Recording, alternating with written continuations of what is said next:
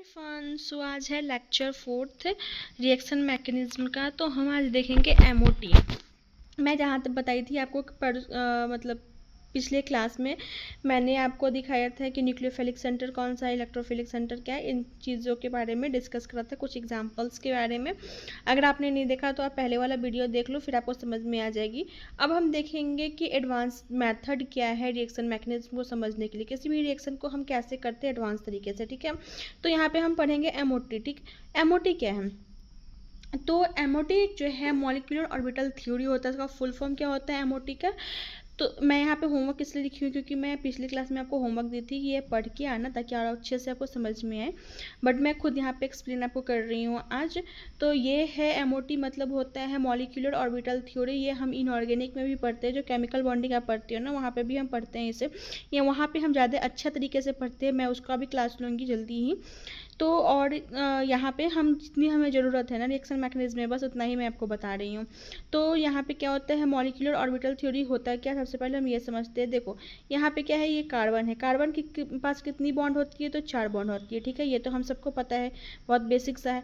अब हमें देखना है कि एमओटी क्या बोलता है यहाँ पे। तो देखो जो बॉन्ड है ना, सिग्मा बॉन्ड है, 4 सिग्मा बॉन्ड होता है। ठीक है, तो बॉन्डिंग में भी 4 ही सिग्मा बॉन्ड होगा। पार्टिसिपेट जो करेगा बॉन्डिंग में वो भी 4 सिग्मा बॉन्ड करेगा, और एंटी बॉन्डिंग में भी 4 सिग्मा बॉन्ड ही पार्टिसिपेट करता है। ठीक है, अब देखते हैं कि अब सिग्मा बॉन्ड देखो, जब बॉन्डिंग में पार्टिसिपेट करता है तो नॉर्मल सिग्मा लिखा हुआ है ना, और यहाँ पे जब एंटी बॉन्डिंग में पार्टिसिपेट करता है तो सिग्मा के ऊपर क्या हो जाता है, स्टार हो जाते हैं।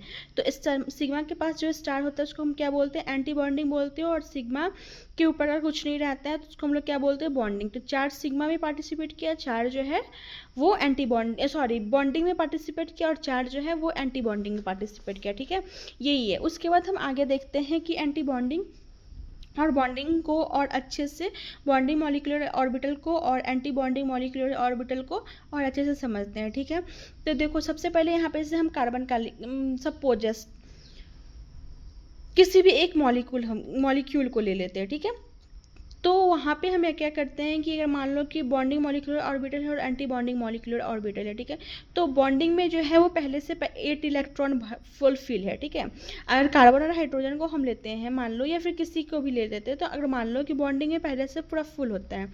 ठीक है, तो अब हमारा जो भी इलेक्ट्रॉन है वो कहाँ जाएगा, वो जाएगा एंटी बॉन्डिंग में। ठीक है, अब यहाँ पे मैं आपको बताती हूँ होमो और लूमो क्या है। होमो हायर मॉलिक्यूलर ऑर्बिटल है, और ये लूमो जो है लोअर मॉलिक्यूलर ऑर्बिटल है। ठीक है, सबसे हाईएस्ट और ये है लोअर। ठीक है, तो अगर जब यहाँ पे हमारा जब बॉन्डिंग मॉलिक्यूलर ऑर्बिटल में पूरा इलेक्ट्रॉन फुलफिल हो जाता है ना, तो हम जाते हैं एंटी बॉन्डिंग। उससे पहले हम एंटी बॉन्डिंग में सपोज कि अगर हमारे 2 4 6 इतना ही तक हो गया फुलफिल, 2 बचा हुआ, तो सबसे पहले हम यहाँ जाएंगे, यहाँ नहीं जाएंगे कूद करके, पहले हम यहाँ फुलफिल करेंगे तब यहाँ हम जाएंगे। ठीक है, ऐसा नहीं कि हम कूद फान के आगे पहुँच जाए, ऐसा हम बिल्कुल नहीं कर सकते। ठीक है, तो ये है, ये छोटा सा कॉन्सेप्ट है।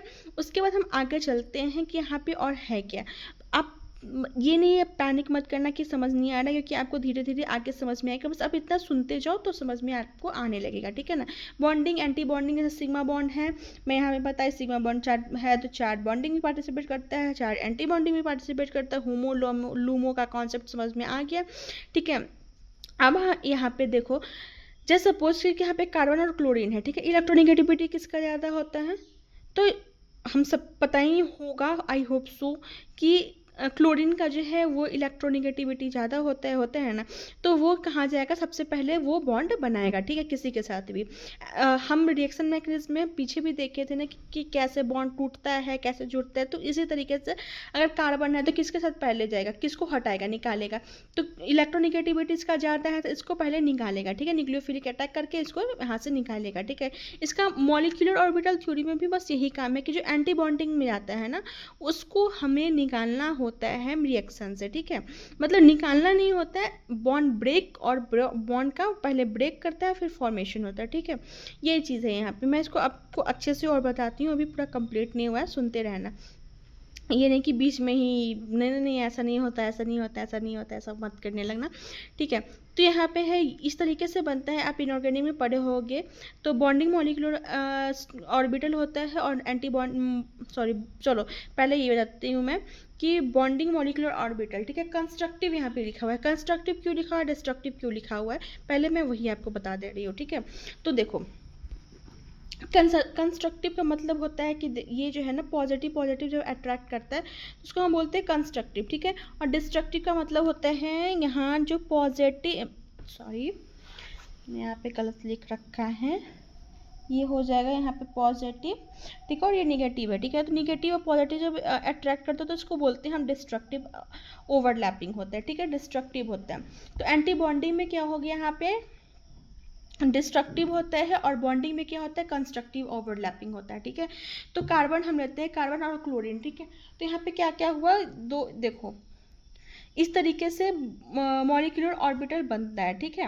यहाँ पे क्लोरीन का जो है एक इलेक्ट्रॉन और यहाँ पे कार्बन का एक इलेक्ट्रॉन, ठीक है, पार्टिसिपेट करता है। अब हम यहाँ पे देखते हैं कि हम किस रिएक्शन मैकेनिज्म करते हैं, कोई रिएक्शन करते हैं तो हम कैसे बॉन्ड पे अटैक करवाते हैं ना, किसी बॉन्ड के न्यूक्लियोफाइल है उसको बॉन्ड पे अटैक करवा दो और फिर सिग्मा बॉन्ड है बगल वाला उससे उसको निकाल दो, ऐसा करते हैं, ठीक है। तो हम यहाँ पे देखेंगे, यहाँ पे कार्बन है क्लोरीन है, ठीक है।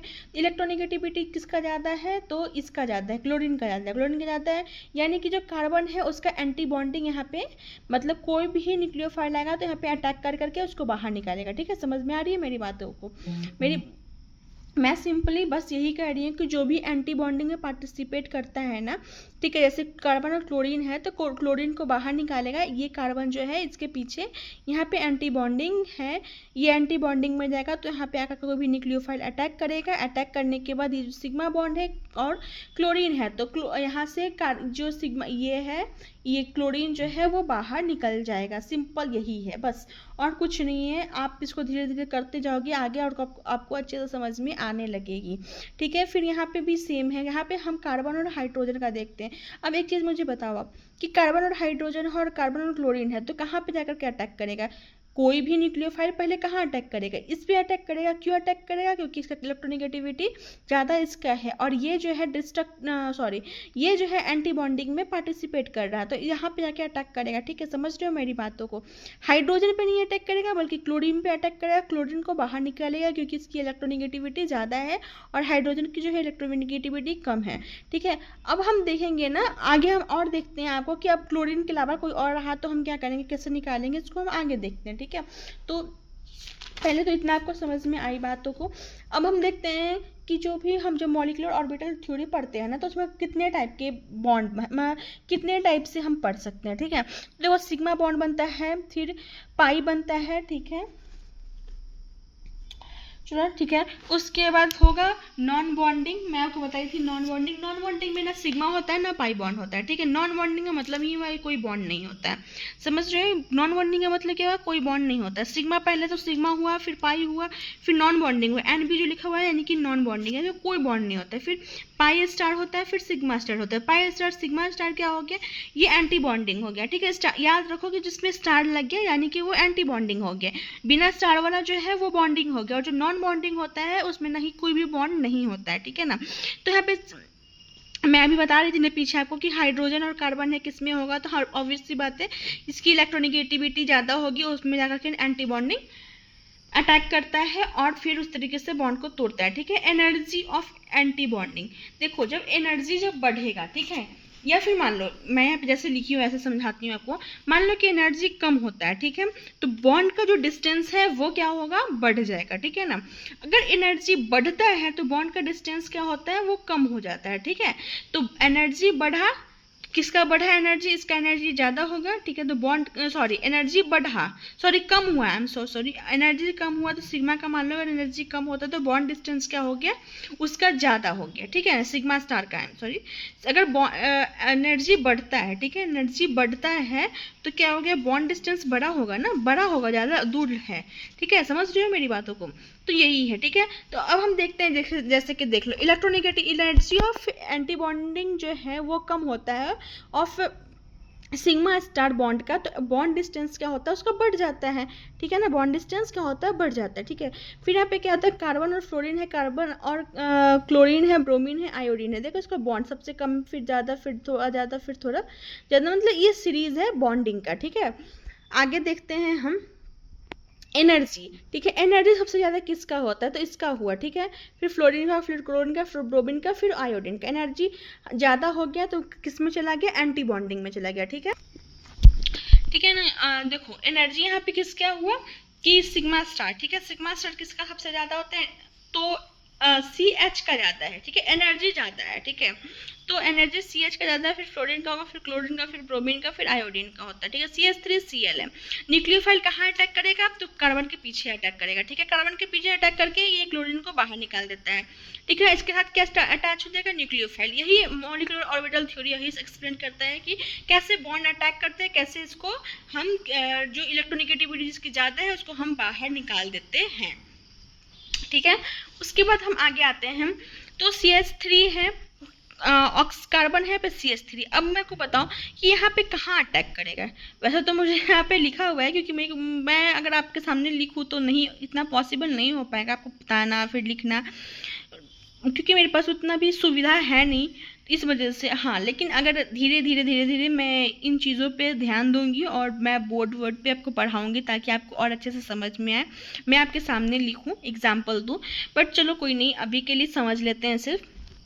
तो यहाँ पे मुझे इतना बताओ, जो CH3 है, C+O CH3, ये न्यूक्लियोफाइल जो है वो कहाँ अटैक करेगा, तो अटैक ऑब्वियस सी बात है जहाँ इलेक्ट्रोनेगेटिविटी, जिस कार्बन से इलेक्ट्रोनेगेटिविटी ज़्यादा जुड़ा हुआ है ना, वहाँ जाकर के अटैक करेगा। ये डबल बॉन्ड है, हम ऐसे भी समझ सकते हैं, देखो कि ये जो डबल बॉन्ड है ना, मतलब ऐसा बोलते हैं, लेकिन ये कॉन्सेप्ट पूरा सही नहीं है, ठीक है। लेकिन ऐसे समझने के लिए हम बोल देते हैं, जैसे बच्चों को समझाने के लिए बोल देते हैं कि डबल बॉन्ड जो होता है वो बहुत वीक बॉन्ड होता है, पाई बॉन्ड क्या होता है, वीक बॉन्ड होता है।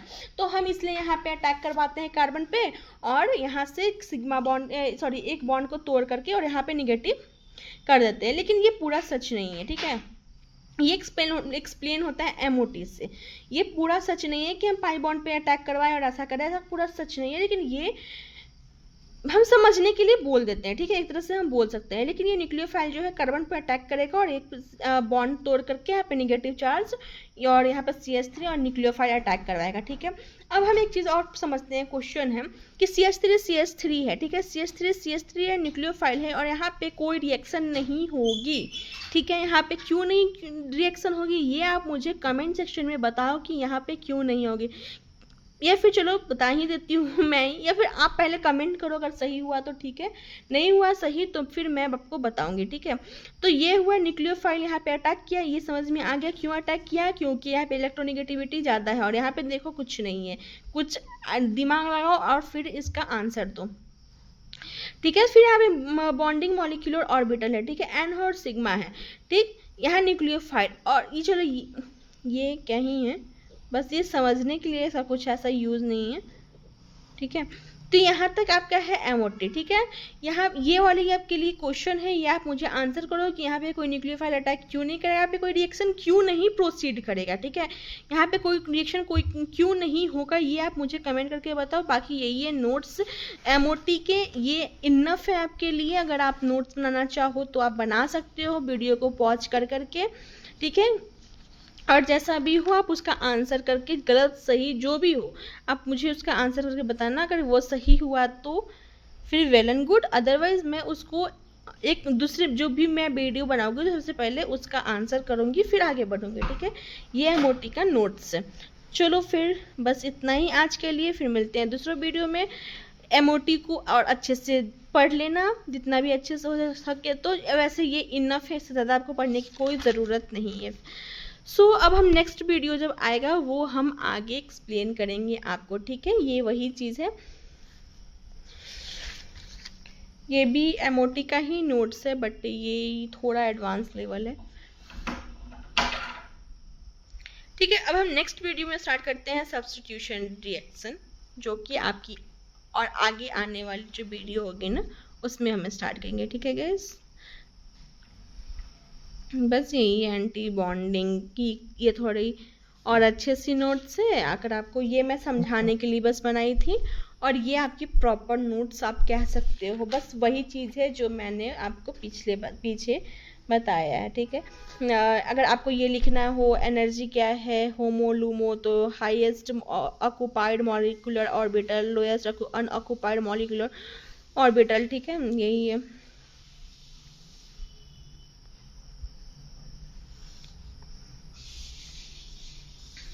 बॉन्ड लेंथ एनर्जी का मैंने पीछे